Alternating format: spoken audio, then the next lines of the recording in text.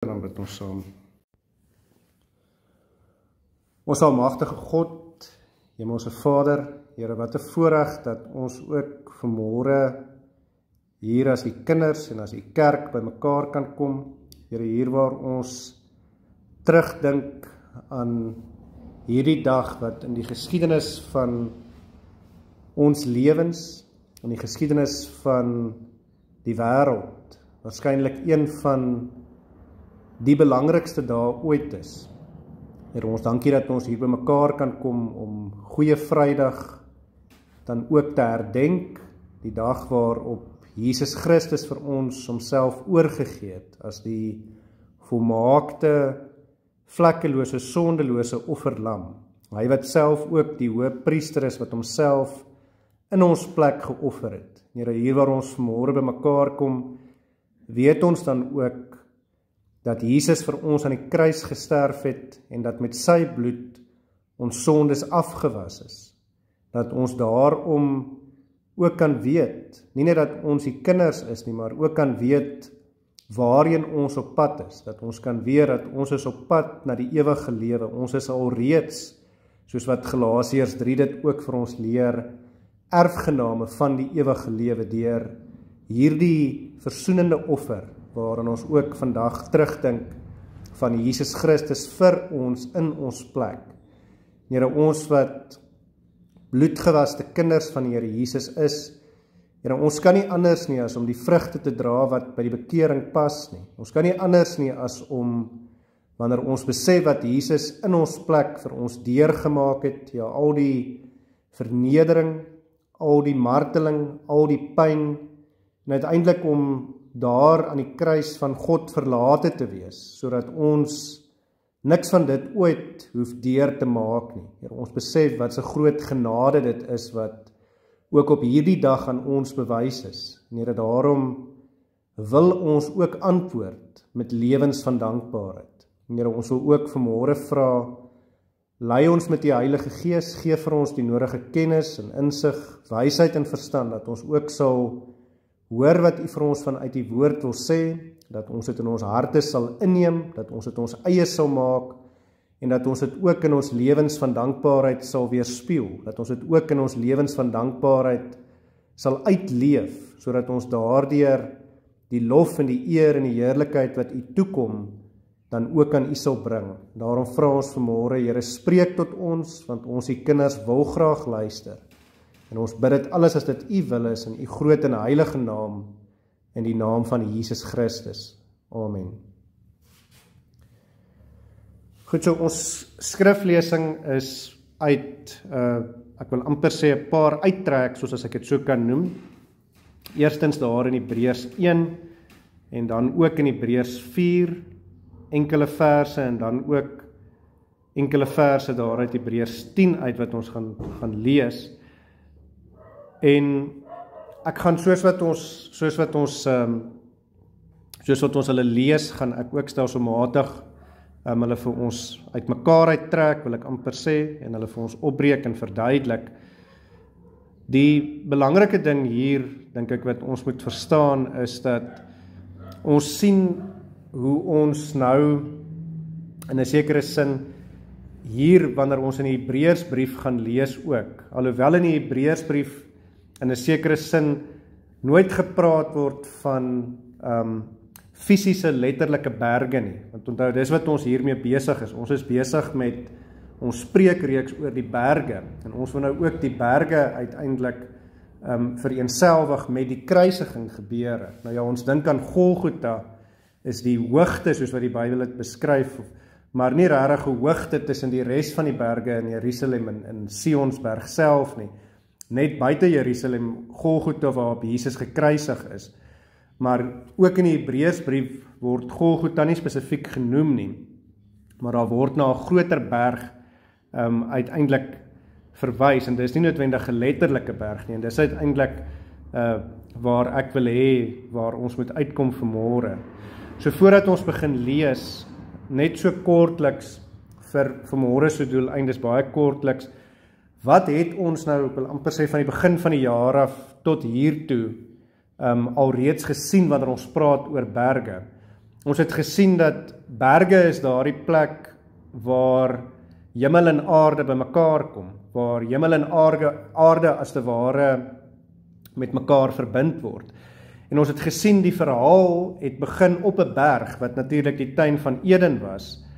En dan sien ons uiteindelik daar is daar veronderstel om perfekte harmonie tussen God en die mens te wees. God wil die mens leer en lei binne die berg op God se manier en op God se tyd.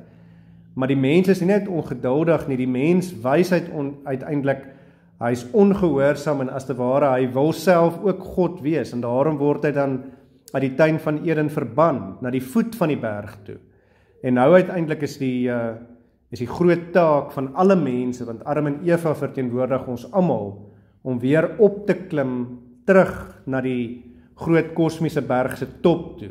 So die hele opklimproses is om ons gereed te maak, maar uiteindelik ook wanneer ons daar aankom, heel bo wil ek amper sê, is die doel daarvan om weer in perfekte verbinding, harmonie en eenheid uiteindelik met God te wees. En wat belangrik is verder, net so kortliks, ons het gesien dat daar is wel momente van mense, soos Abraham wat bereid was om vir Isak te offer, maar dit het eintlik nie gegaan oor Isak wat geoffer het nie, ons het gesien, dit het gegaan oor Abraham wat eintlik bereid was om totaal en al op God te vertrou. Daar is momente soos Moses wat bereid is om homself vir die volk te gee, wat bereid is om homself totaal en al oor te gee. En as gevolg van daardie bereidheid van mense wat bereid is om hulle self oor te gee, totaal op God te vertrou, en dit vind natuurlik alles bo op die berge plaas. Daarom is God uiteindelik behaag, tevrede, dit maak vir God bly, en uiteindelik gee dit en bring dit, soos wat Noag se naam sê, rus en vrede, uiteindelik vertuie, maar hier is die ding, dit duur nie vir ewig nie, dit hou nie aan nie, dis eenmalige gebeurtenis wat ons sien, en dan sien ons deurlopend eintlik, en ons sal nog deur hierdie jaar verder daarmee werk, maar ons sien dat daar momente is van mense wat bereid is om hulle self totaal oor te gee, totaal op God te vertrou, hulle self op te offer vir God. Ten spyte daarvan is die algemene prentjie wat ons sien voortdurend, is die prentjie dat uiteindelik is die mens nie goed genoeg nie, selfs Dawid wat genoem word 'n man na God se hart, hy val maar elke keer weer voor die sonde, selfs Salomo wat gewys word as die wysste van alle mense, hy uiteindelik val ook weer voor die sonde, en uiteindelik kan ons nie in 'n perfekte verhouding met God as te ware leef nie, as gevolg van ons sonde en ons swakheid, omdat ons nie vir God wil wag om ons op sy tyd en op sy manier te lei nie, maar uiteindelik omdat ons dit op ons eie manier wil doen en ons self uiteindelik tot gode wil verhef. En as ons dit verstaan, dan kan ons uiteindelik begin, en ek wil vir ons lees daar in Hebreërs 1. Ons weet nie wie die skrywer van die boek van die Hebreërs is, of die brief van die Hebreërs noodwendig is nie. Party mense sê dis Paulus, maar ons is nie 100% seker nie, maar in elk geval, hy skryf hier van die begin van sy brief af, skryf hy, nadat God baie keer en op baie maniere in die oudheid gespreek het tot die vaders deur die profete, het hy in hierdie laaste dae tot ons gespreek deur die Seun, wat hy as erfgenaam van alles aangestel het, deur wie hy ook die wêreld gemaak het. So ek wil myself hier by die eerste vers alreeds onderbreek. Ons sien hier dat daar word vir ons gesê dat in die Ou Testament, veral deur die profete, is die Messias voorspel, wat vir ons die perfekte verlossing uiteindelik sal bring. En dan uiteindelik wat verder hiervan belang is, wat ons moet raak sien, is dat uiteindelik word dit vir ons ook hier beskryf in vers 2, dat hy wat die erfgenaam is van alles, hier staan, wat hy, dit is nou God drie-enig as ons hier lees van hy, wat hy as erfgenaam van alles aangestel het, deur wie hy ook die wêreld gemaak het. hierdie tweede vers sê ook vir ons dat Jesus uiteindelik die verantwoordelikheid, omdat hy die een is waardeur God geskep het, dra hy as te ware ook die verantwoordelikheid vir die skepping. En hy kom neem daardie verantwoordelikheid op hom wanneer hy natuurlik mens kom word en wanneer hy na die aarde toe kom. Maar uiteindelik omdat hy hierdie verantwoordelikheid op hom het, moet ons verstaan, moet hy uiteindelik in 'n sekere sin, dit is soos wat die man die hoof van die huis is, so uiteindelik het God ook die verantwoordelikheid om uiteindelik ook dit wat verkeerd is weer reg te maak. En ek wil hier die vergelyking tref met God is die bruidegom en ons is die kerk, ons is sy bruid.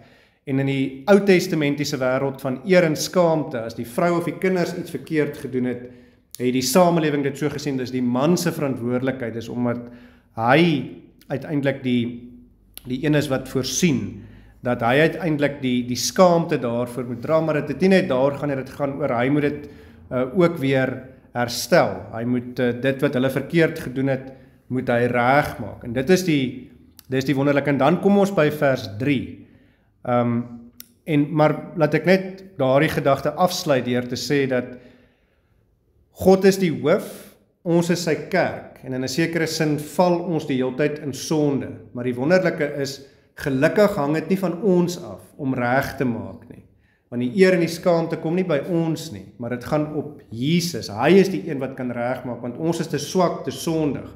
Dit sien ons nou deur Dawid, deur Salomo, deur die res van die Bybelse verhale. Ons is te swak en te sondig, maar hy kan uiteindelik reg maak.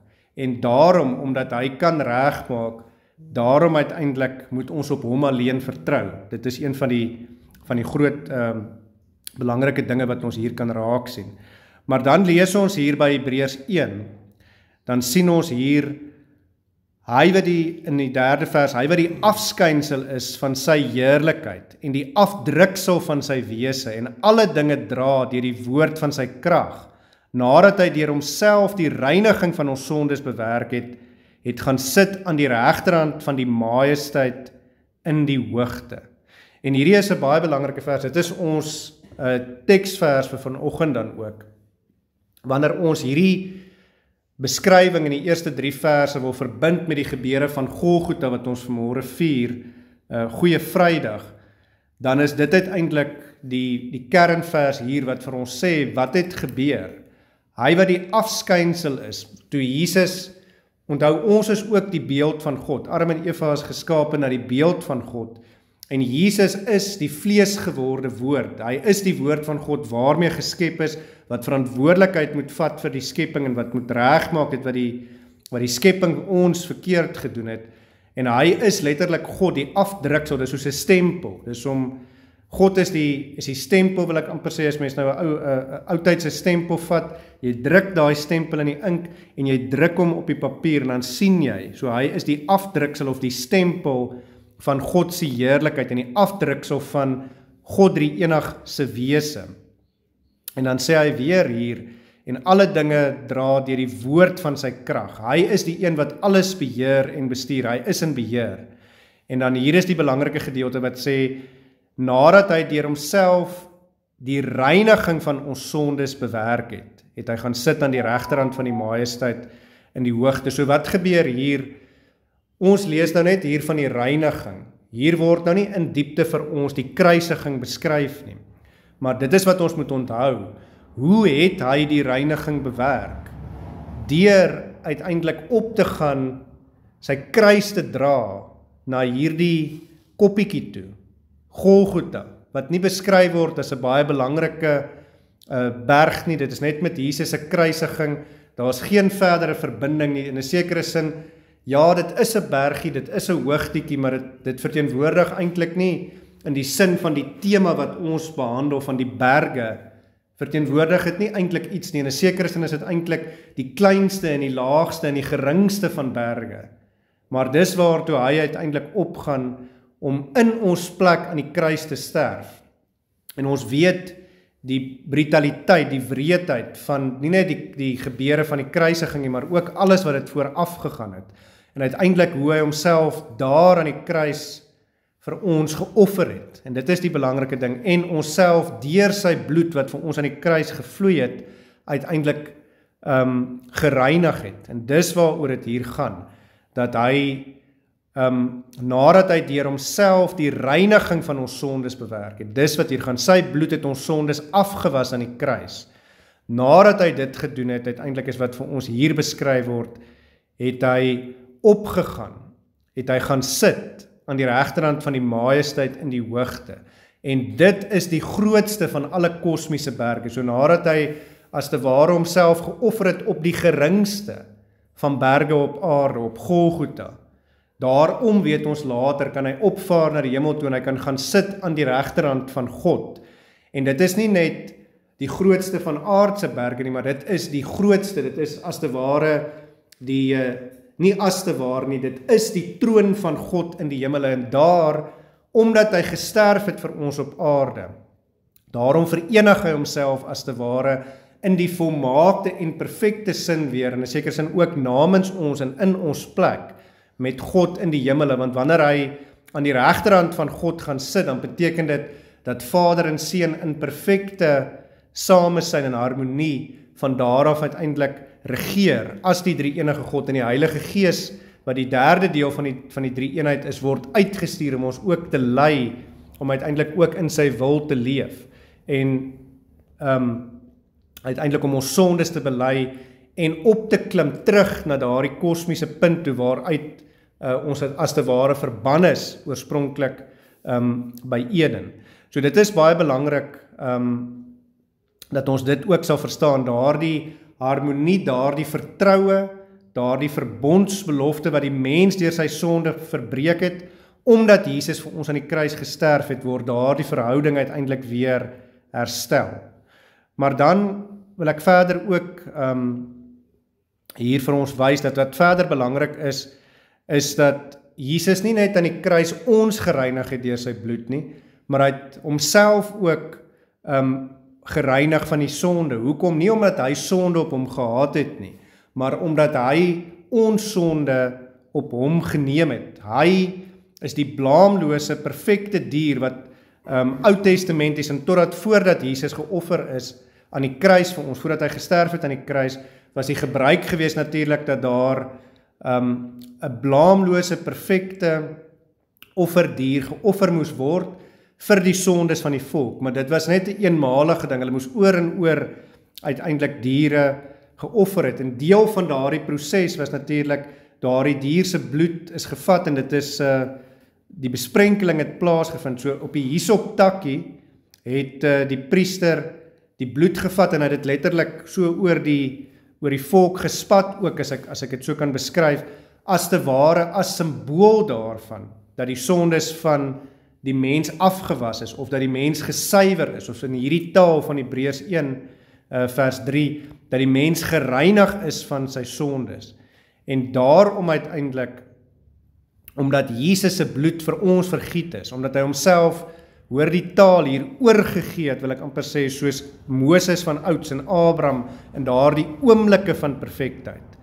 Daarom uiteindelik kon hy opgevaar het, en kon hy voor die kosmiese berg, voor God gaan staan het by God se troon, en uiteindelik kon hy gesê het, Here, hier is ek, en God drie enig op die troon kan gesê het, ek sien jou werke is nie soos die mense se werke nie, alhoewel jy self ook 'n mens is, en ek sal nou later daaroor sê, maar jou werke was perfek, die prys is betaal aan die kruis, en daarom uiteindelik kan jy as te ware inkom in die hemel, en as ons dit in maklike taal uiteindelik so kan beskryf, kan jy aan my regterhand kom sit, en dit is waar die drie enige God, waar Vader, Seun en Heilige Gees uiteindelik weer verenig word. Maar wat belangrik is dit verteenwoordig ook vir ons die perfekte eenheid van hoe die hemel en die aarde bymekaar kom. Hoekom sê ek so? Want God self, wat die hemel is, het afgekom na die aarde toe om mens te kom word,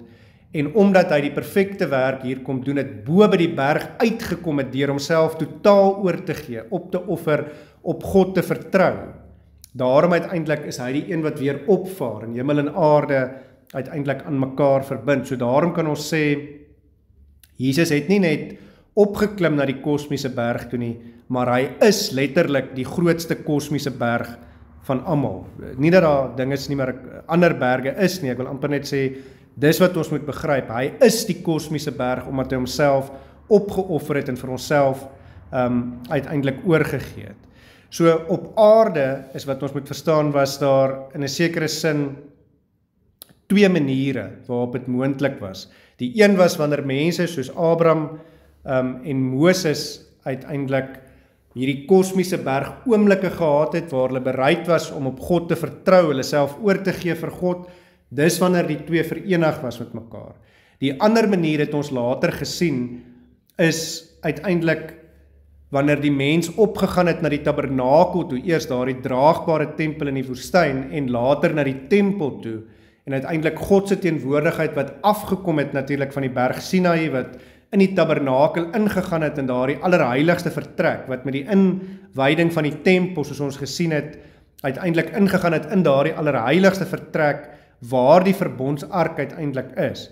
En wanneer die mens dan daar gekom het, is daar vereniging gewees tussen God en mens, maar daar was nog hierdie belangrike skeiding waarna ek wil wys, en dit is natuurlik daardie voorhangsel, daardie gordyn wat bedek was deur die vlerke van die gerubs natuurlik, wat daardie allerheiligste vertrek en die mens uiteindelik geskei het van mekaar.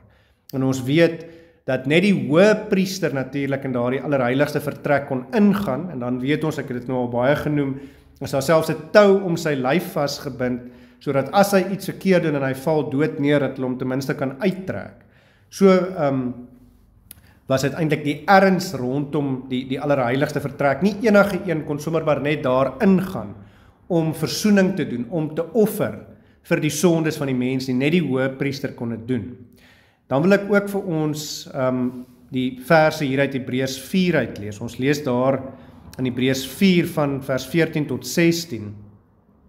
Terwyl ons dan 'n groot hoëpriester het, wat deur die hemele deurgegaan het, naamlik Jesus, die Seun van God, laat ons die belydenis vashou, want ons het nie 'n hoëpriester wat nie met ons swakhede medelee kan hê nie, maar een wat in alle opsigte versoek is, net soos ons, maar sonder sonde. So ek wil myself eers hier onderbreek. So hier word vir ons beskryf, Jesus Christus is ons hoëpriester. So onmiddellik kan ons nou baie lyne trek. Ons kan nou sien, hy kan ingaan in die allerheiligste, en hy het ook, en as te ware verteenwoordig dit ook die groot kosmiese berg, die hemel. Hy het toegang tot die hemel, omdat hy homself geoffer het.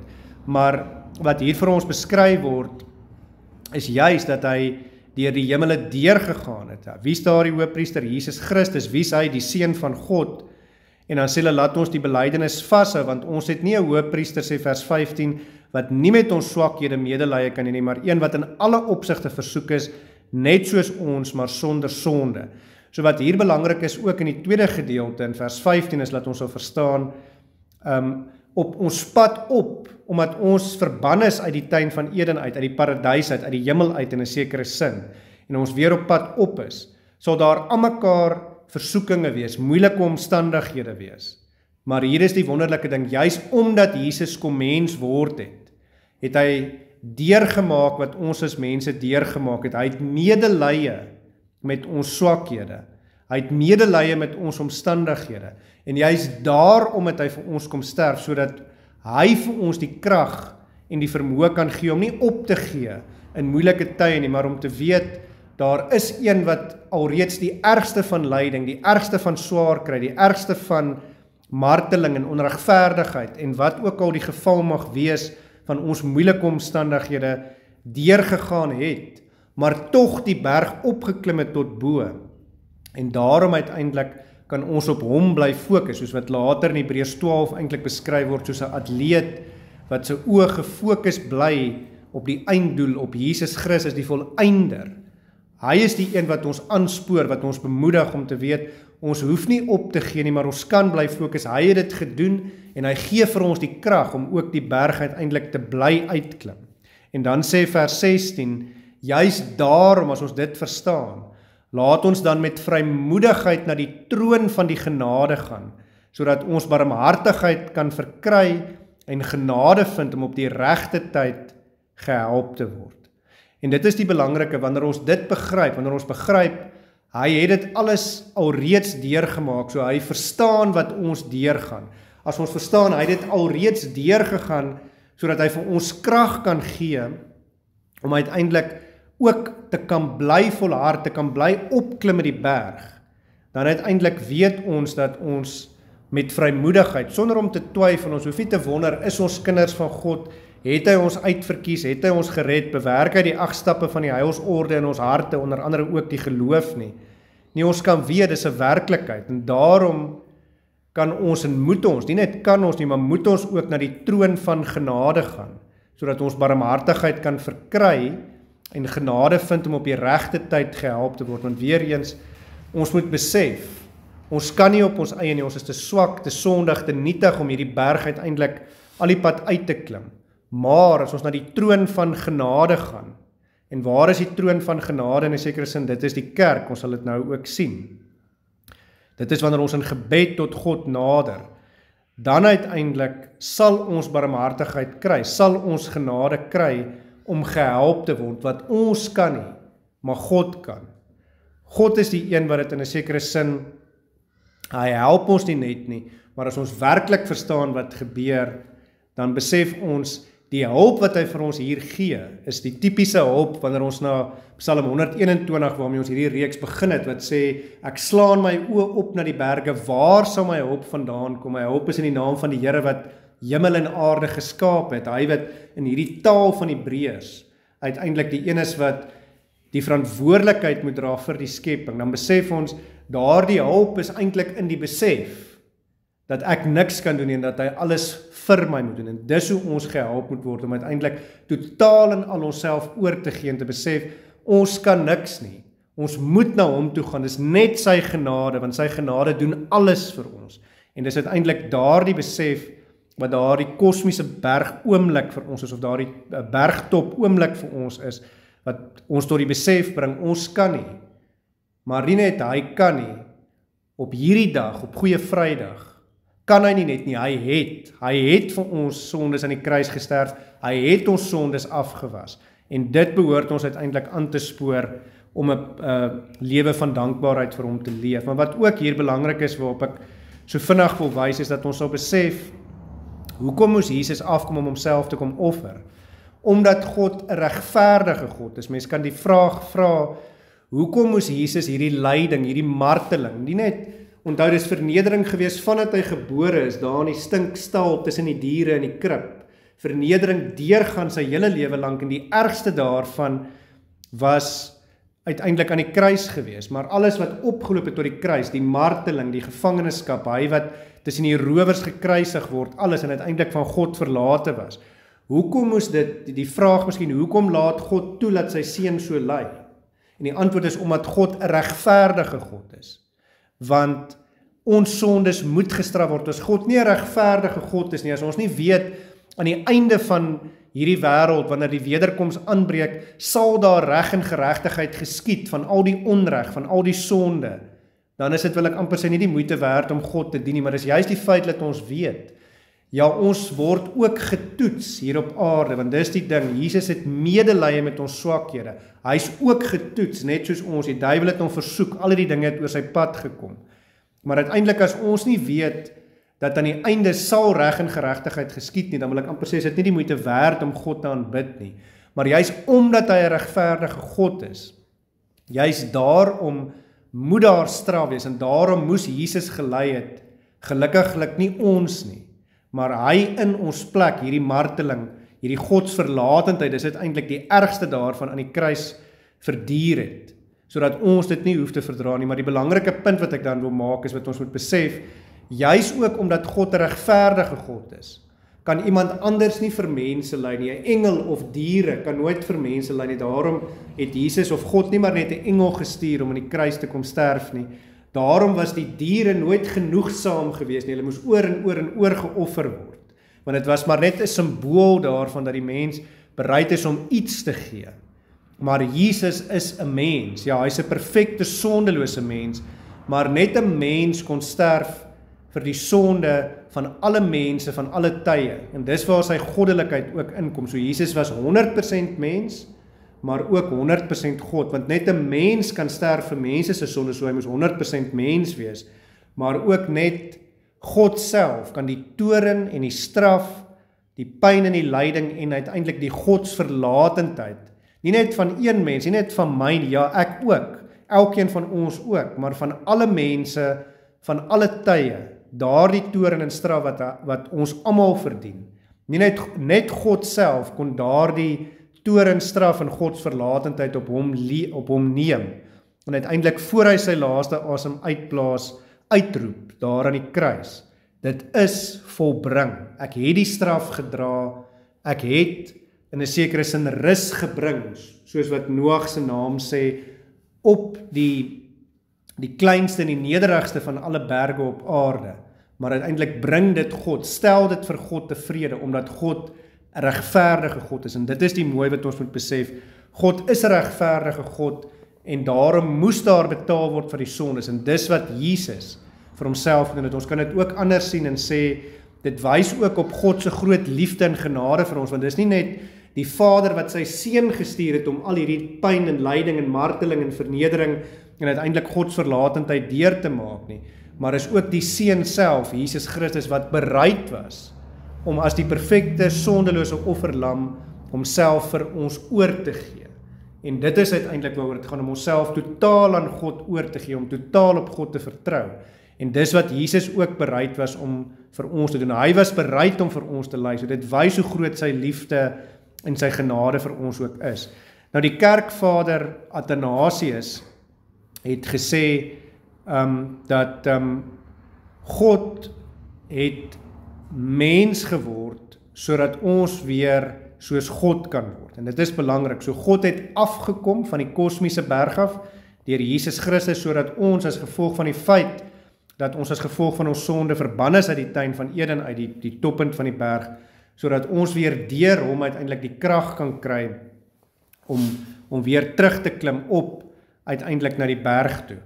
En dan wil ek kom by nog 'n paar gedeeltes wat ek vir ons wil lees, wat nou nie in ons skriflesing is nie, maar net enkele verse.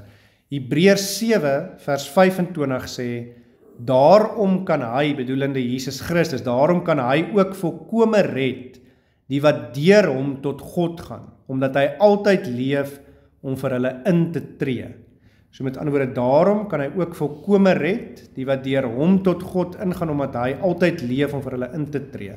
So onmiddellik laat dit ons dink, omdat hy vir ons in die kruis gesterf het. Ons weet, en dit is die wonderlike van Goeie Vrydag ook, ons weet dit eindig nie net hier uiteindelik by die gebeure van die kruisiging nie, maar ons weet wanneer ons Goeie Vrydag herdenk, ons kyk ook na Sondag toe. Sondag het hy opgestaan uit die dood uit, en sal ons dit vier.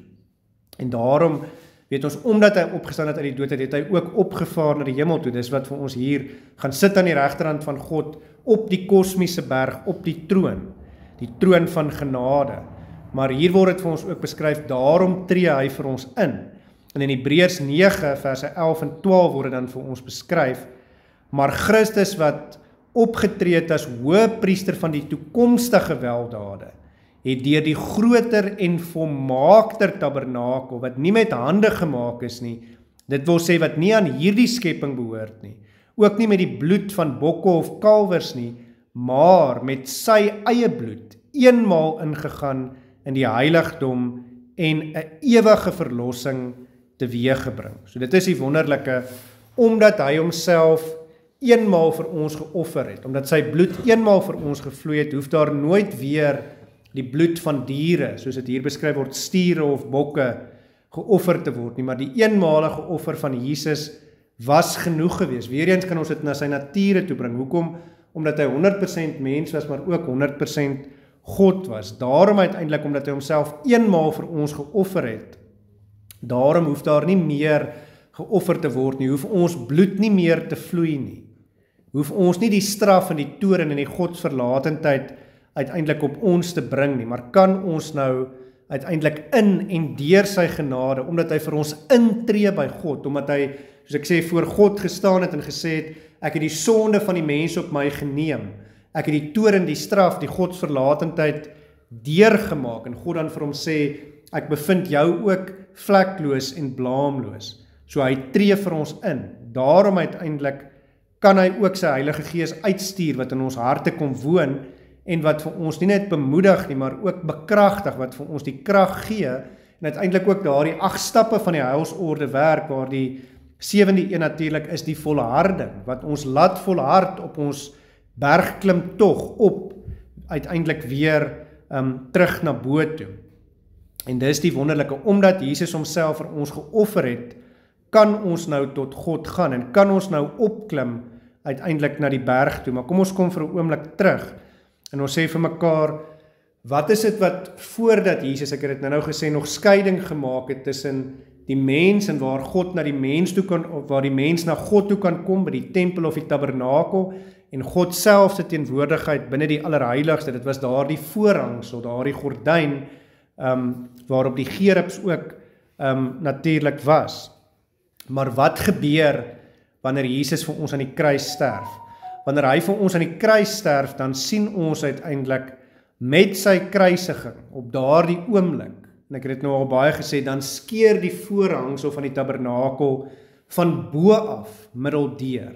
So dis nie die mens wat hom van onderaf geskeer het of gesny het nie, dis absolute goddelike aksie en handeling wat hier plaasvind, daardie voorhangsel wat daardie allerheiligste vertrek, waar net die hoëpriester kon ingaan, wat dit geskei het van die mens, hy skeer van bo af, en dit sê vir ons, daar is nou vir ons toegang uiteindelik in die perfekste sin tot God. Daar is nie meer skeiding tussen ons en God nie. Hoekom? Omdat Jesus die perfekte offer kom bring het. En dis wat ons lees in die laaste verse van Hebreërs 10, en ek wil daarmee vir ons afsluit. Ons lees in Hebreërs 10, hier van vers 19 af tot 25, terwyl ons dan broeders vrymoedigheid het, om in die heiligdom in te gaan deur die bloed van Jesus. So dis presies wat vir ons hier beskryf word. Omdat hy gesterf het vir ons aan die kruis, omdat met sy kruisiging hy ons gereinig het, en uiteindelik daardie skeiding, die voorhangsel het geskeur, verwyder is tussen ons en God. Daarom hoef ons nie meer bang te wees, soos die hoëpriester van ouds, wat dalk dood kon neerval nie. En onthou, dit was die hoëpriester wat homself ook gereinig het. As 'n gewone mens daar sou instap, sou hy onmiddellik dood neergeval het. Maar ons hoef nie meer bang te wees nie, ons kan vrymoedigheid hê, om uiteindelik nou tot God te nader, en dit beteken in 'n sekere sin, om kerk toe te gaan aan die een kant, want dis wat die kerk is. Die kerk is 'n tweegesprek tussen ons en God. Maar aan die ander kant nie net die kerk nie, maar iets wat baie belangrik is ook, is gebed, waar dit vroeër net die geval was dat die hoëpriester kon intree. Nou uiteindelik kan ons tot God bid in gebed. Dit is daardie tweegesprek wat nou moontlik is, uiteindelik as gevolg van die feit dat die voorhangsel uiteindelik geskeur het. En hoekom gebeur dit, of hoekom is dit moontlik? Deur die bloed van Jesus. Dis wat vers 19 vir ons sê. En dan lees ons verder in vers 20, op die nuwe en die lewende weg wat hy vir ons ingewy het, deur die voorhangsel heen, dit is sy vlees. So hier word dit vir ons beskryf, soos wat Jesus se vlees vir ons gebreek is, sy vleis letterlik, sy liggaam vir ons gebreek is aan die kruis en met die proses vooraf. Net so is die voorhangsel geskeur. So hy het dit vir ons bewerk deur vir ons gekruisig te word. Dis wat ek nou uiteindelik hier beskryf het. Hy het dit ingewy deur die voorhangsel heen. So ons het nou toegang. Die voorhangsel is nie meer daar nie. En dan sê vers 21, en ons 'n groot priester oor die huis van God het. So hy is daar die hoëpriester wat ingegaan het, en nou kan ons almal ingaan omdat hy ingegaan het. En dan sê vers 22 verder, laat ons toetree met 'n waaragtige hart, in volle geloofsversekerdheid, die harte deur besprenkeling gereinig van 'n slegte gewete en die liggaam gewas met rein water. So ons hoef nie te twyfel nie, maar ons kan ingaan en ons harte kan gereinig wees, ja, want die sonde het nog gevolge, en gelukkiglik is die Heilige Gees ons gewete wat ons laat sleg voel wanneer ons sonde doen. Maar uiteindelik is dit die wonderlike, is juist wanneer ons sleg voel, het ons die geleentheid om op te kom na die huis van die Here toe, om te hoor dat ons sondes vergewe is. Wanneer ons sleg voel, wanneer ons gewete ons plan, dis belangrik, het ons die geleentheid om in gebed tot God te nader. Daar is nie meer skeiding nie. en te vra, Here, vergewe ons sondes. En uiteindelik dan besef ons, Jesus se bloed het ons besprenkel, het ons nie net simbolies gereinig, soos die Ou Testamentiese gebruik by die tabernakel en die tempel nie, maar het ons die eenmalige volmaakte offer finaal gereinig voor God, en daarom kan ons uiteindelik tot God nader, moet ons tot hom bid, moet ons uiteindelik opkom na die kerk toe, en dan sê vers 23, laat ons die belydenis van die hoop onwankelbaar vashou, want hy wat dit beloof het, is getrou. So hierdie belydenis is ons weet, ons is kinders van God, ons weet, hy het ons gereinig van ons sondes, ons hoef nie daaraan te twyfel nie, ons weet hy is getrou, ons weet hy het gedoen, en deel van hierdie, want hy wat dit beloof het, is getrou, is ook om te verstaan, dat hy het beloof, hy sal weerkom om ons te kom haal, omdat hy ons gereinig het, ons gaan saam met hom in die hemel wees, en dan sê vers 24, en laat ons op mekaar ag gee, om tot liefde en goeie werke aan te spoor.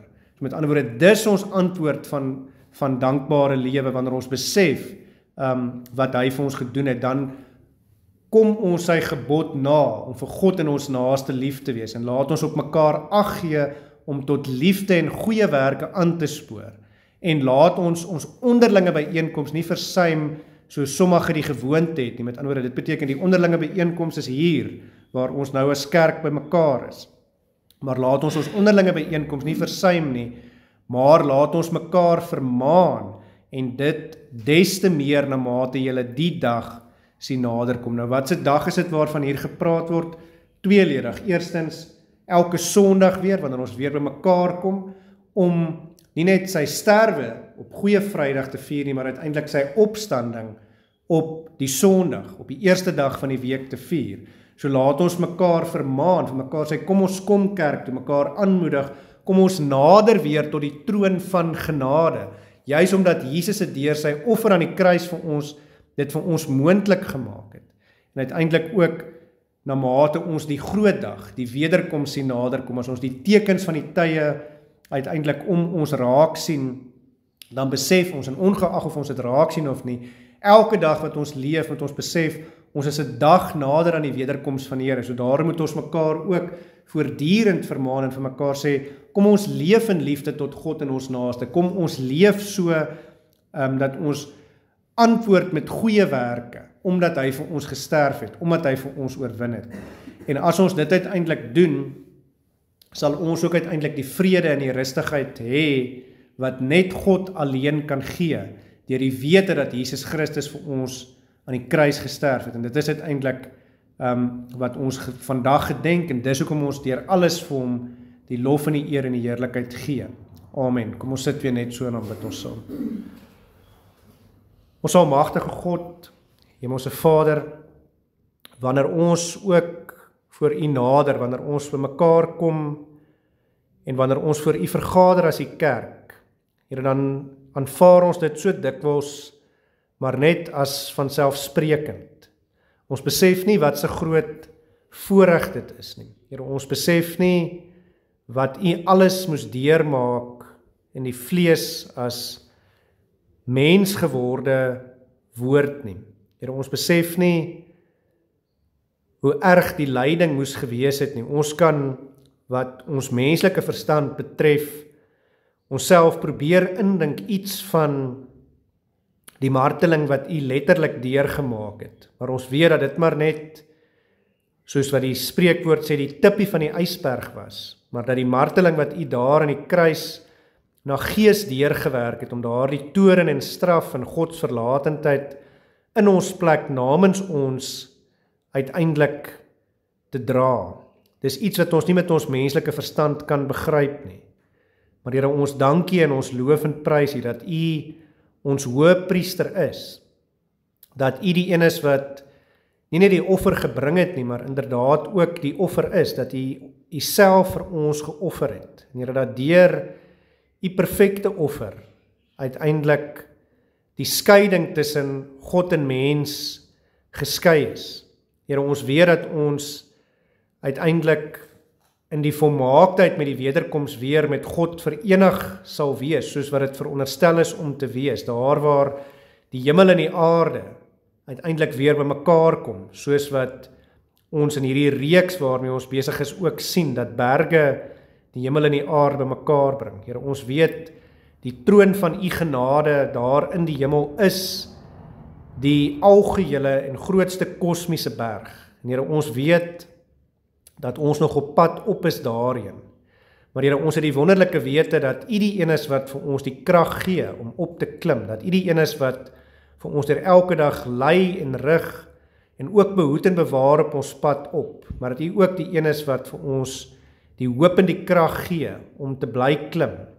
Here, ons het daardie hoop en daardie krag, juis omdat ons weet, deur die Heilige Gees wat in ons harte werk, dat u vir ons op Golgotha die straf gedra het, dat u self vir ons geoffer het en ons skoon gewas het van die sonde. Juis omdat ons weet, u het nie net daar aan die kruis gesterf nie, maar omdat ons ook weet dat u ook vir ons op die derde dag uit die dood uit opgestaan het, en dit is ons hoop. Daarom gee ons nie op nie, daarom in daardie wete kan die Heilige Gees ons ook bemoedig en versterk om te bly klim. En daardeur ten spyte van ons aardse omstandighede, al die moeilike omstandighede waarvan ons weet dat u ook medelee met ons het en dat u vir ons die krag gee om daardeur te kom. Maar Here, ten spyte van dit alles het ons dan ook vrede, omdat ons weet u het reeds vir ons die straf gedra, omdat ons weet die prys is betaal en dat u ons gewas het met die kosbare bloed. En daarom kan ons ten spyte van die moeilike omstandighede hier op aarde uiteindelik bly opklim na die top van die berg toe, en kan ons uiteindelik weet, u gee vir ons die krag daarvoor, en kan ons uiteindelik weet, met die wederkoms is dit 'n sekerheid, dat ons dit ook sal bereik. En Here, dit is 'n grootse moment, wanneer ons dit besef, en wanneer ons deur daardie vrede leef, dan het ons ook nuwe krag om te bly klim. Here, daarvoor wil ons u dank en loof en prys, en vir hierdie dag, Here, wil ons u ook loof en prys en dank.